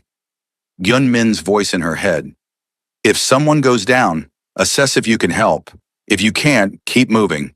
Survival first, heroics second. She couldn't help Jin, Not against four armed men. So, Vanessa ran down the stairs, taking them two at a time, phone already dialing Yunmin. He answered on the first ring. Vanessa, where are you? Stairwell. Your apartment. They bombed it. Jin's down. There are men with guns chasing me. How many floors can you get before they catch you? I don't know. Maybe 10? I'm on 35 now. 25th floor. There's a law office, Kim and Associates. They're mine. Door code is 2580. Get inside, lock down, and wait. I'm 8 minutes out. Jin? I'll handle Jin. You handle staying alive. Run, Vanessa. Run and don't stop. She ran, heard her pursuers above, gaining ground. Her legs burned. Her lungs screamed. But she kept moving, driven by Gyunmin's voice in sheer terror. 27th floor, 26th, 25th. The door to Kim and Associates was glass and chrome, expensive looking. Vanessa punched in the code with shaking hands. It clicked open. She stumbled inside, slammed it shut, engaged every lock she could find. The office was empty. After hours, everyone gone home. Vanessa moved deeper inside, looking for weapons, for cover, for anything. Found a heavy paperweight that could work as a club. Found her own Glock in her purse, the one Yunmin had insisted she carry everywhere. The door exploded inward. Two men, both armed, both focused on her. Training kicked in. Vanessa raised her gun, squeezed the trigger exactly like Yunmin had taught her. The recoil jolted her arm. One man went down. The second returned fire. Pain exploded in her left shoulder. Vanessa stumbled back, falling behind a desk. Bleeding. Shot. She'd been shot. The realization came with delayed shock. The second man advanced, gun trained on her hiding spot. Come out. Make this easy. Vanessa's hand tightened on her gun. She had maybe 4 bullets left. No backup. No escape. Just survival instinct and the desperate hope that Yunmin would arrive before. The window behind the man shattered. Gunfire erupted from outside. Yunmin's men rappelling down the building, taking out the triad operatives with military precision. The man threatening Vanessa turned toward the new threat. She shot him twice in the chest. Then Yunmin was there, moving through the carnage with lethal grace despite his barely healed injury. His eyes found her, blood spreading across her shoulder, and something in his expression cracked. Vanessa! He was beside her in an instant, hands assessing the wound with practiced efficiency. You're okay. Shoulder wound, clean through. You're going to be fine. Jin! Alive! My men got to him. He'll recover. Yunmin pulled her against him carefully, avoiding her injury. You did everything right. Stayed calm, followed protocol, defended yourself. I'm so proud of you, and so fucking terrified, but mostly proud. I shot someone. The reality hit. I killed someone. You survived. That's what matters.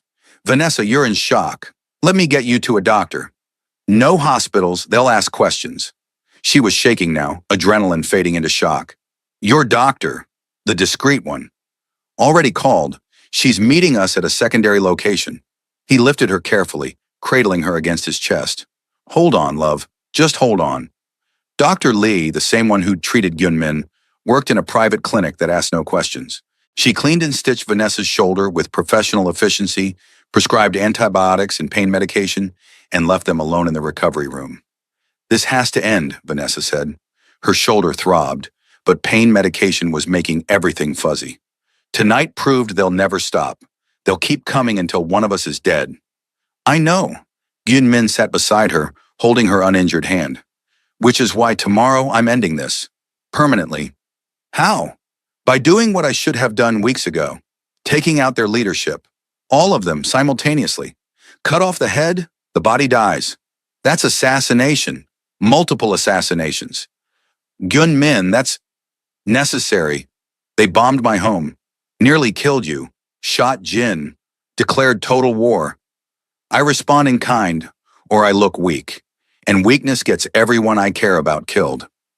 His grip tightened on her hand. I won't lose you. I can't. So I'll do whatever it takes, however violent, however ruthless, to keep you safe. And after? After you've killed their leaders and ended this war? What then? Then we build something different, something safer. I transition fully to legitimate business. Maybe leave LA. Start fresh somewhere they don't know us. Build a life where you're not getting shot and I'm not orchestrating hits. You'd leave? You give up everything you've built?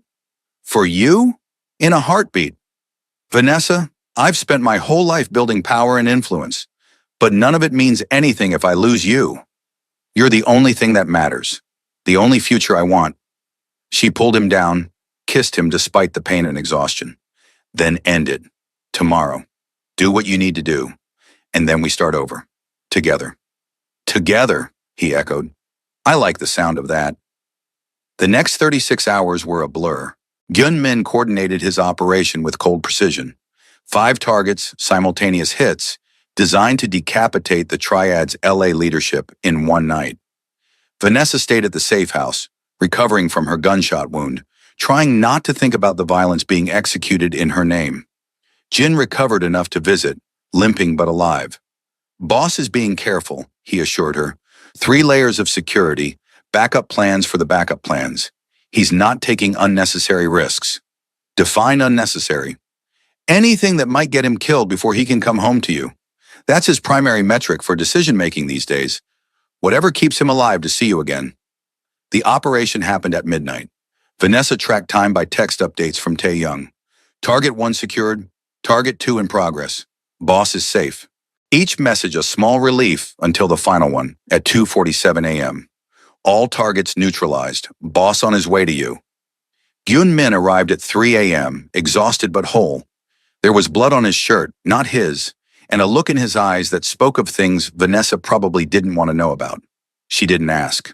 Just pulled him into the shower, washed away the evidence, and held him while he shook with adrenaline come down.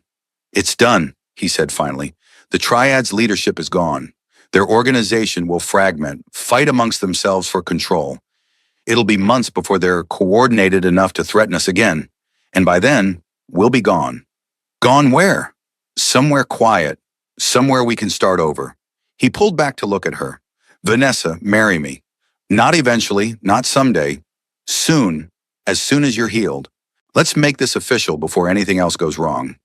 That's the worst proposal I've ever heard. Would you prefer I wait? Plan something romantic?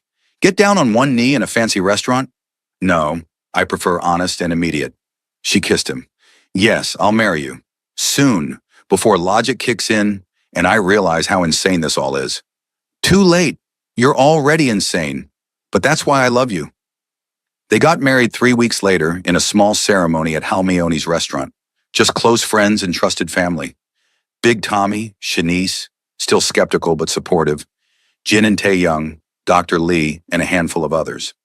Vanessa's grandmother attended via video call from the nursing home, crying tears of joy and concern in equal measure. Vanessa wore a simple white dress. Gyun-min wore a suit that cost more than most people's cars. They exchanged vows in English and Korean, promising partnership and protection and love that defied logic.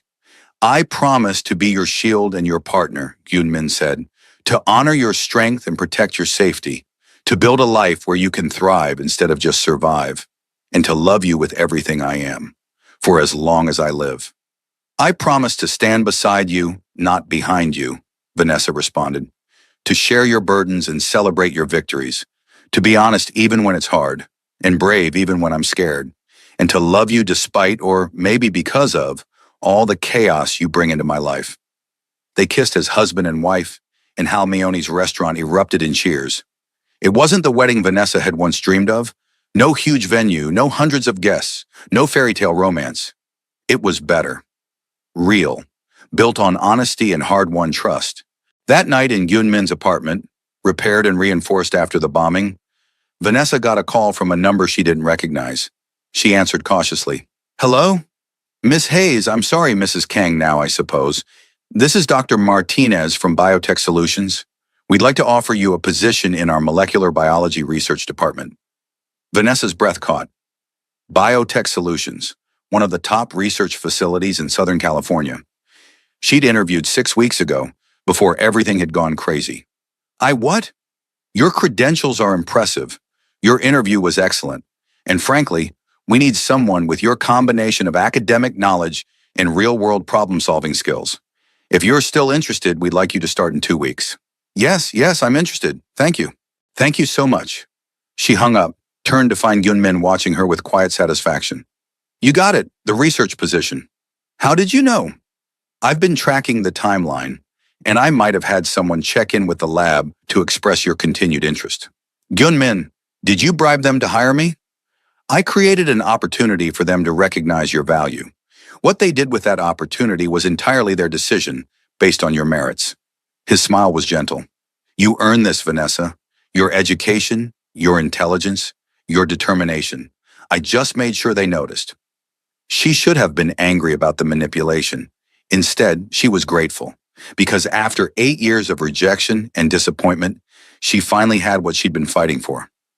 A real chance at the career she'd dreamed of. Thank you, she said quietly, for believing in me, for fighting for me, for everything. Thank you for saving my life, for choosing me despite all the reasons you shouldn't, for being brave enough to love someone like me. They stood there in their reinforced penthouse, newlyweds who'd been forged in violence and danger, and looked toward a future that finally seemed possible. Not perfect, never perfect, but real, and worth fighting for. 6 months later, Vanessa sat in her new research lab, analyzing protein sequences that could lead to breakthrough cancer treatments. Her shoulder had healed, leaving only a small scar. The diner had a new waitress, though Vanessa still visited Big Tommy regularly, and Gyun-min had kept his promise, transitioning fully to legitimate business, using his resources to build something legal. The triad threat had dissolved as predicted. Their organization had fragmented, leaders fighting amongst themselves. A few minor skirmishes, quickly handled, but nothing like the war that had nearly killed them both. Peace, tenuous but holding. Vanessa's phone buzzed. Text from Gyun-min. Dinner tonight? Real restaurant? No one trying to kill us? She smiled, typed back. Perfect. Though you know I kind of miss the excitement. Don't worry, I've arranged for someone to accidentally spill wine on you. Keep things interesting. You're ridiculous. You married me anyway. Your judgment is clearly questionable. Vanessa looked around her lab.